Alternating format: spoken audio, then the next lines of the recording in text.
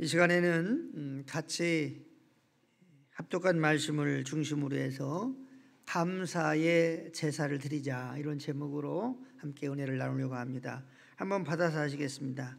감사의 제사를 드리자. 다시 한번 받아서겠습니다. 감사로 제사를 드리자.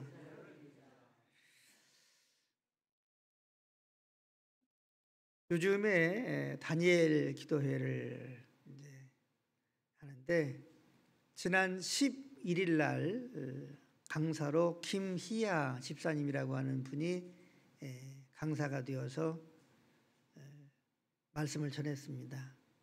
그런데 김희아 집사님은 보신 분은 아시겠지만 얼굴 반쪽이 시커먼 조물로 가득합니다. 그러니까 이 김희아라고 하는 집사님은 태어날 때부터 그렇게 태어났어요.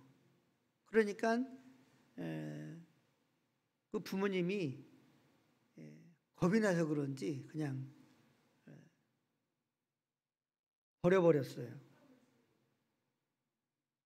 그런데 하나님의 은혜로 교회에 딸린 고하원에 이제 입양이 되어가지고 자라기 시작했습니다. 그런데 이렇게 자라는 과정 속에서 얼마나 고아원 아이들도 그렇고 학교에서도 그렇고 비난하고 욕하고 그렇겠습니까? 그는 이제 이런 기도를 끊임없이 했다고 그래요. 하나님, 앞에 걸어오는 저 사람이 제 모습을 보지 않게 해주세요. 그런 기도를 하면서 다닌 적이 많이 있었다고 합니다. 그리고 이제 결혼하려고 하는 그러한 그 총각이 있어서 결혼을 하려고 했는데, 결혼을 앞두고 또 이렇게 얼굴에 암이 이렇게 생겨서 또 수술을 하게 되는 그러한 그 과정을 통해서 더 얼굴의 모습이 이그러진 그러한 모습으로 삶을 살아야 했었습니다. 그런데 이제 이분의 이 간증을 들으면서 저런 상태의 인생을 살면서 어떻게 감사할 수 있을까? 정말 놀랐다. 참 기적이다. 저렇게 감사하면서 삶을 살고 또 이 감사의 삶을 살아가는 것이 하나님께 영광이 되고 축복이라고 하는 사실을 15,000개의 교회 앞에서 간증하는 그 간증의 주인공이 된 것 또한 기적이다. 하나님의 기적적인 역사다 하는 생각을 하면서 제 자신을 돌아보았습니다. 감사하지 못한 그러한 삶의 모습에 제 모습이 너무나 부끄럽기도 하고 또 창피하기도 하고 또 회개하는 그러한 시간이기도 했습니다. 오늘 추수감사주일을 맞이해서 감사가 잃었던 부분들이 다시 되살아나고, 그래서 감사의 회복이 우리의 삶 가운데에 넘치는 주일이 되었으면 좋겠습니다. 오늘 23절을 보면 감사로 제사를 드리는 자가 나를 영화롭게 하나니 그의 행위를 옳게 하는 자에게 내가 하나님의 구원을 보이리라, 이렇게 말씀을 하고 있습니다. 그러니까 범사의 감사의 삶을 살아가는 사람들은 하나님을 영화롭게 한다는 거죠. 김희아 집사님처럼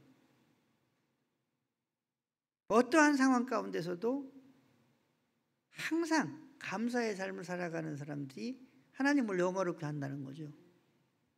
그리고 그 행위가 하나님으로부터 옳다 인정을 받는다고 하는 것입니다.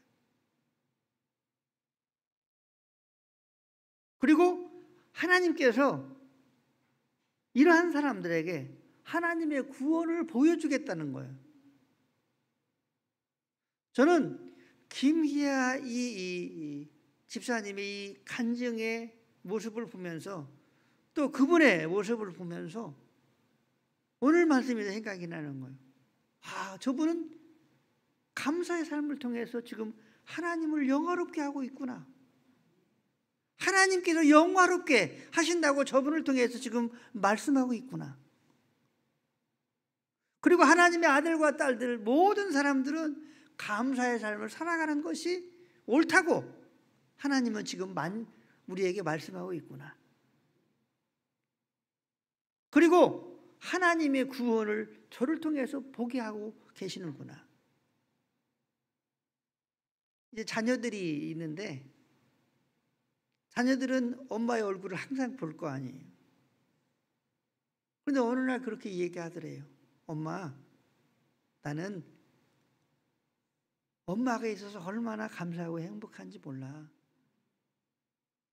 엄마가 없는 아이들이 얼마나 세상에 많아 하면서 나는 엄마가 있어서 너무나 감사하고 행복하다고. 그러니까 그럼에도 불구하고 하나님께서는 이 김희아 집사님의 가정에 평안을 주시고 감사가 넘치는 가정으로 만들어 주셨어요.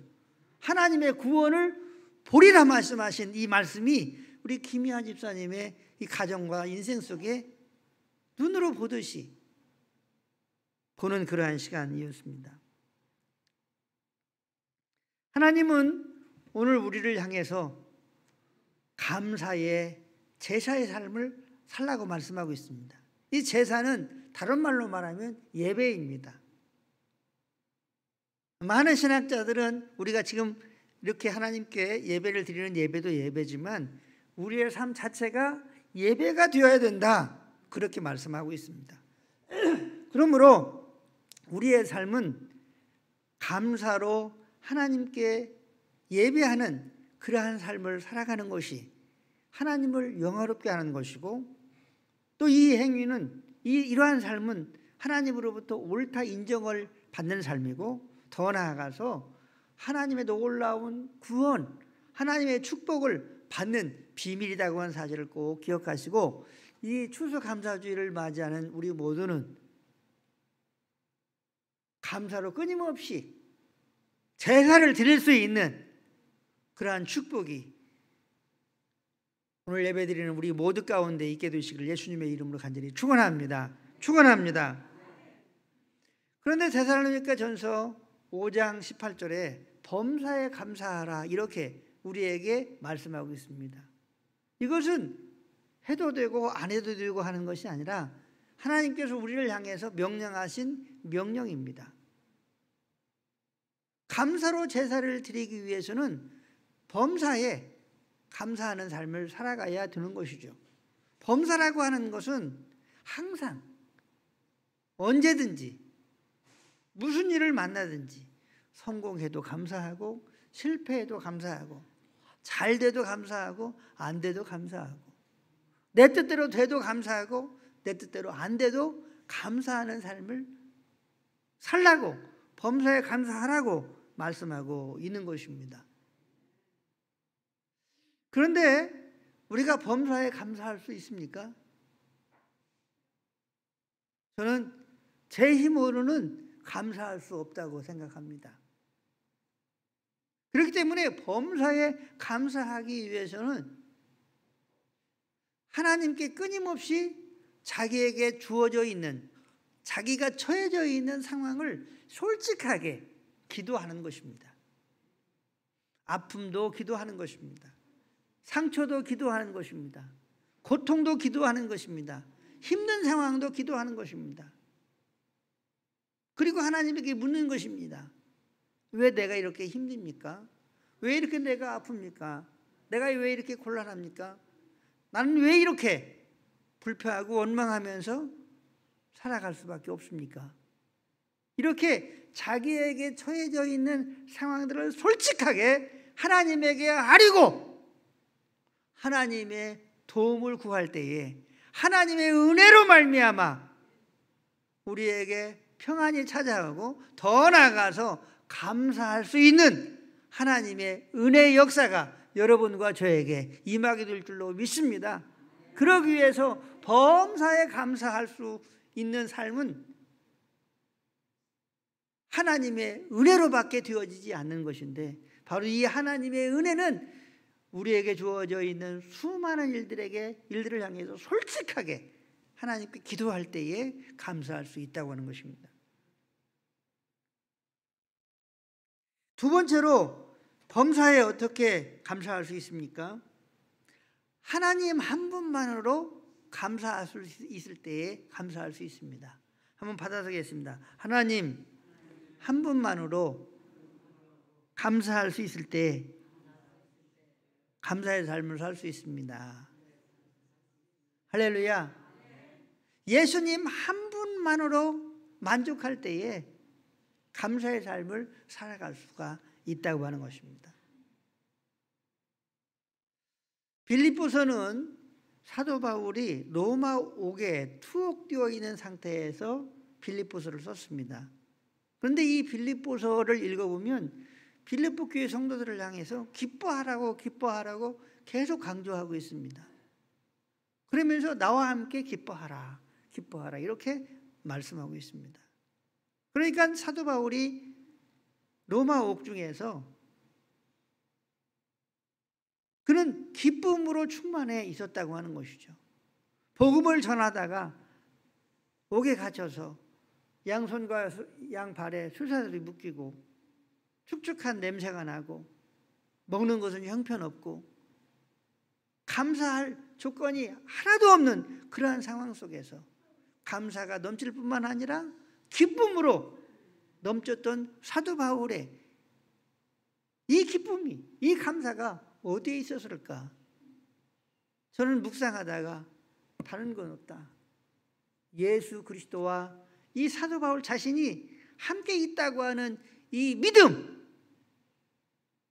그래서 예수님이 자신과 함께 있고 예수님이 자신의 모든 전부이고 이 전부이신 예수님이, 살아계신 예수님이 자기와 함께 이 감옥 가운데에 있기 때문에 그 감옥이 감사가 되고 그 감옥 생활에서 기쁨이 있고, 그래서 빌립보 교회 성도들을 향해서 기뻐하라고 저는 기록했다고 믿습니다. 그러므로 우리가 범사에 감사의 삶을 살려고 하면 예수님 한 분만으로 만족할 수 있는 믿음의 비밀을 다 소유할 수 있게 되시기를 주님의 이름으로 간절히 축원합니다. 사도 바울이 가졌던 예수 그리스도의 한 분만으로 만족할 수 있는 그러한 은혜가 여러분과 저에게 있게 되시기를 주님의 이름으로 간절히 축원합니다. 저는 사람들을 비판하거나 판단하거나 정죄하는 일을 거의 하지 않습니다.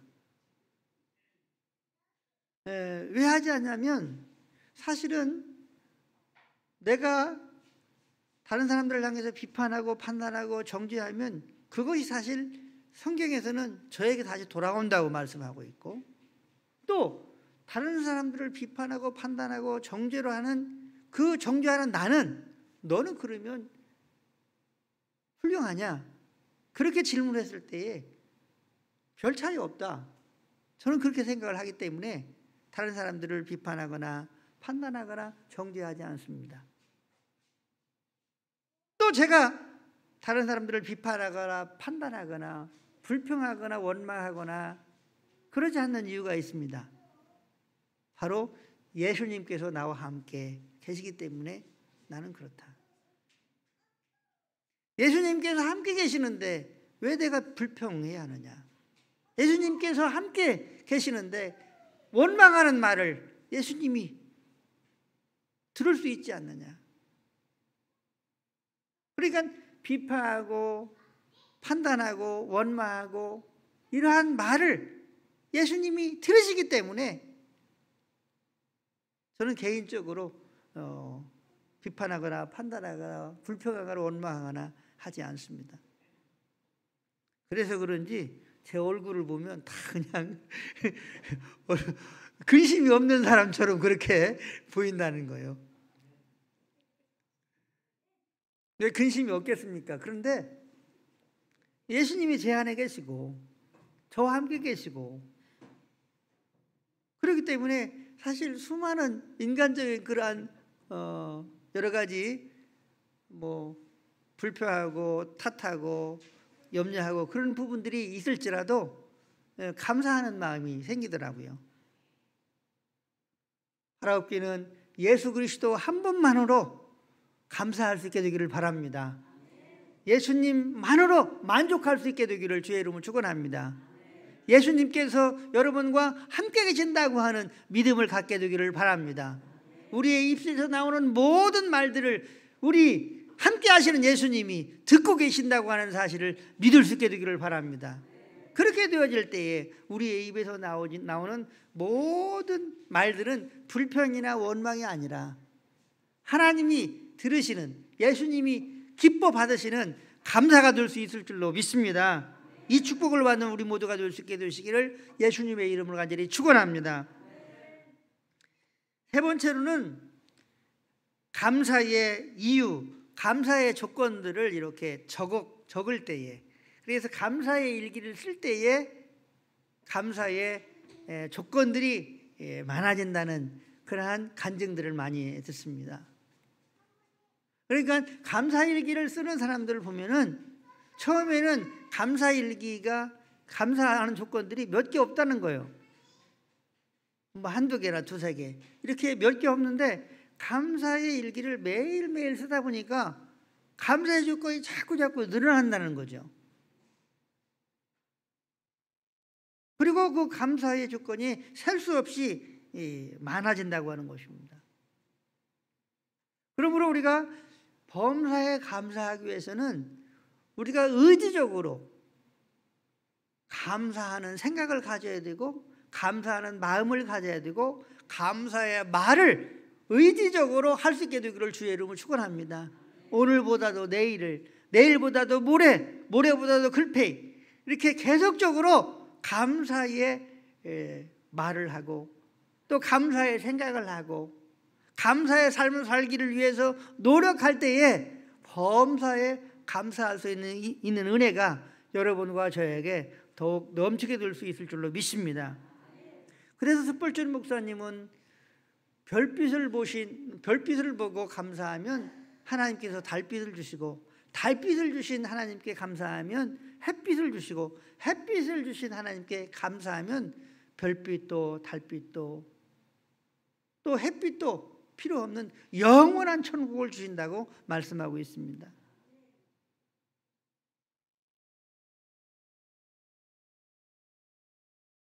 추수감사주의를 맞이해서 우리는 우리의 잃어버렸던 감사가 회복될 수 있게 되기를 바랍니다. 감사로 제사를 드리는 자가 나를 영화롭게 하나니 그 행위는 옳은 것이고 이러한 사람들에게 내가 하나님의 구원을 보여주겠다고 하나님은 여러분과 저에게 지금 말씀하고 있습니다. 그러므로 우리의 삶 또한 감사로 제사가 될 수 있게 되기를 바랍니다. 감사로 예배가 될 수 있게 되기를 바랍니다. 범사에 감사하는 우리의 삶이 될 수 있게 되기를 바랍니다. 그래서 하나님께 영광을 돌리고 그리고 하나님으로부터 옳다 인정함을 받을 뿐만 아니라 감사의 조건들이 더욱더욱 많아져서 하나님께 크게 영광을 돌리는 우리 모두가 될 수 있게 되시기를 간절히 축원합니다. 축원합니다. 우리 주의 3장 부르시는 오늘 주신 말씀을 생각하면서 또한 우리의 잃어버렸던 감사가 회복되게 해주시고 특별히 감사의 제사로 삶을 살아갈 수 있는 우리가 되게 해달라고 또 나라와 민족을 위해서 한국교회와 우리 교회와 또 가정과 개인적으로 간구하실 내용들을 위해서 함께 주의 3장 부르시는 통성으로 기도하겠습니다. 주여